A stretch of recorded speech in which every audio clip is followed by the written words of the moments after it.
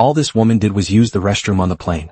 Little did she know, that simple decision would end up saving her life. She had just finished and was heading back to her seat, when the plane suddenly started shaking violently. The instant weightlessness threw her into the air. When she came to, everything around her was in complete chaos. She tried to open the bathroom door, but it wouldn't budge. She had no choice but to kick it open. The moment she stepped out, she froze in shock. Before her lay nothing but a frozen, snow-covered wasteland. Clearly, the plane had crashed into a snow-capped mountain mid-flight. After searching through the wreckage, she found her family. Tragically, they had already frozen solid. She desperately tried to dig their bodies out of the snow. Just then, a man emerged from the plane after hearing her. They were the only two survivors. With no other choice, they had to rely on each other and find a way out. After gathering whatever supplies they could find, they set off. Before long, they reached the edge of the mountain. This was the only way out of there. They had no choice but to risk climbing down along the cliff. But for a woman who had been terrified of heights her whole life, this was practically impossible. She lost her footing and nearly plummeted to her death. Luckily, the man grabbed her just in time. After a grueling effort, they finally made it halfway down. But the cliffs here were 10 times more treacherous than above.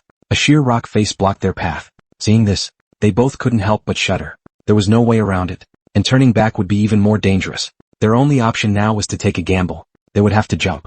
The trees below could break their fall. The woman was terrified at first, but with the man's encouragement, she gradually calmed down. To put her completely at ease, he decided to jump first.